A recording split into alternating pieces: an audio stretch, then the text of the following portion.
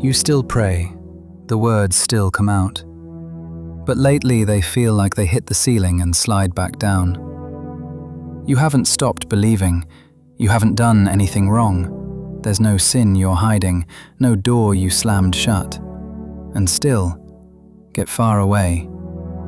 Like you're talking to someone who already left the room. If that's you, stay with me, because I want to tell you what that silence is, and what it isn't. It isn't God walking out, and it isn't you failing. Let me show you what it looks like from the inside. You still show up. You still say grace. You still put worship on in the car. You pray the way you've prayed for years, but somewhere in the middle of it, your mind is already 3 steps ahead. The message you forgot to answer, the thing you said yesterday that you wish you hadn't, the long list waiting for you tomorrow. Your mouth is praying, and the rest of you is somewhere else entirely. And the prayers themselves have gotten smaller. They've turned into a list. God, help with this. God, fix that. God, just get me through Thursday. You're not really talking to him anymore. You're filing requests. You say amen, and you're already reaching for your phone. The worship you put on has quietly become background noise you've stopped hearing. You remember when it wasn't like this, when something moved in you, when prayer felt like being with someone, not reporting to someone.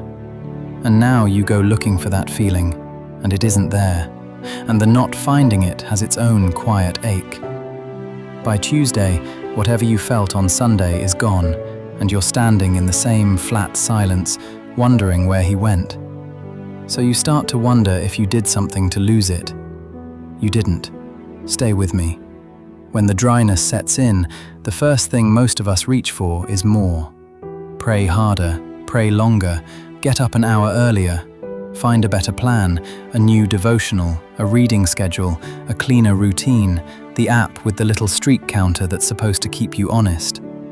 We treat the empty feeling like a discipline problem, as if the right system will get the signal back. And discipline is good. A steady habit is good. I'm not going to stand here and tell you structure doesn't matter.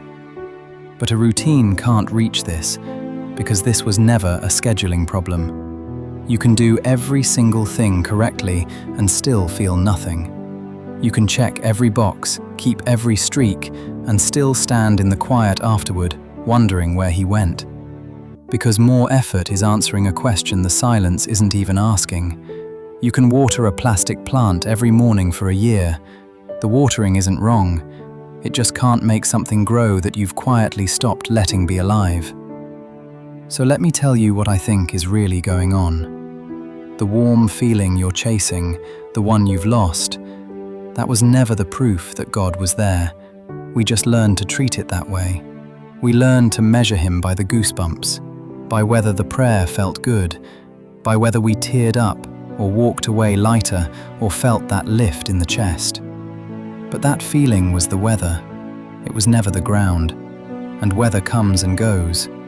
There are clear, bright seasons where faith feels like sunlight on your face, and there are long, grey stretches where you can't feel a thing for weeks. If you only believe God is near when the weather is good, then every grey season is going to land like abandonment. Every quiet spell is going to feel like goodbye. But here's the part nobody tells you.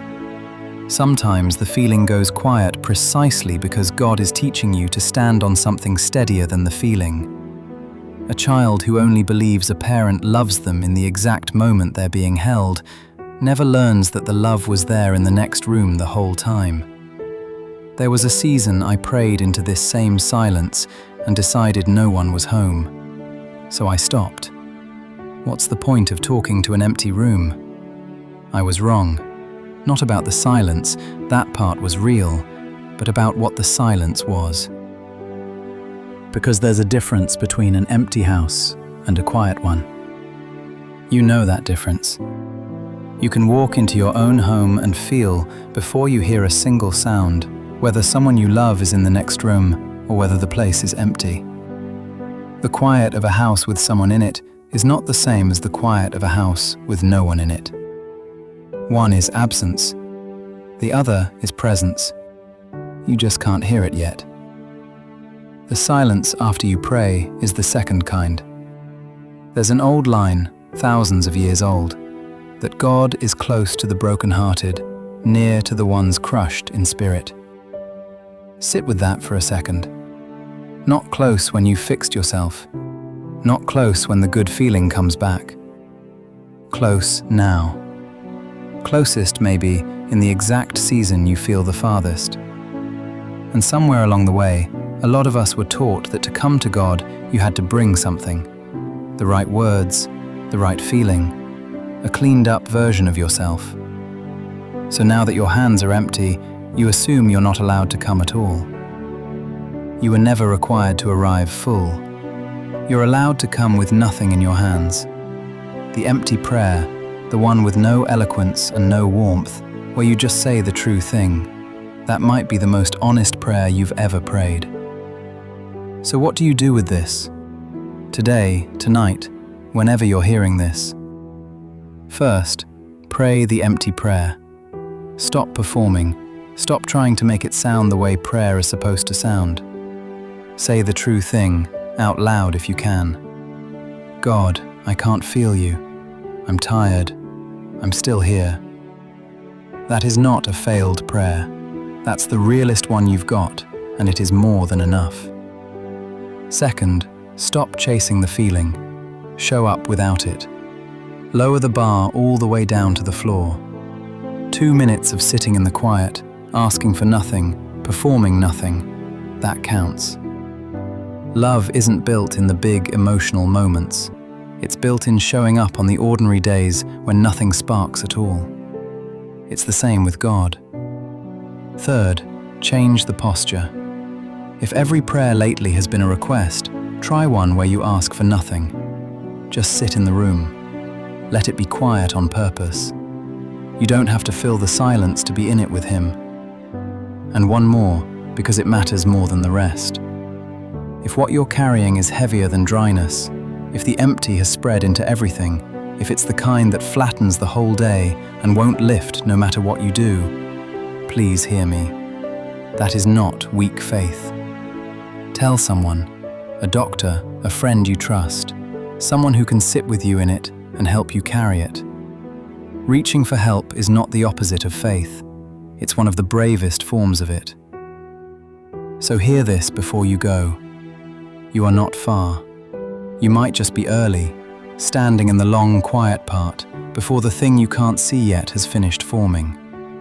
The silence you've been reading as goodbye is the quiet of a house that isn't empty. So stay in the room, pray the empty prayer, show up on the grey days, and stop waiting to feel Him before you'll let yourself believe He's there. You haven't lost God. You've been standing in a quiet house, straining to hear a sound, while He's been in the next room the whole time. Stay there. He is closer than the silence makes Him feel.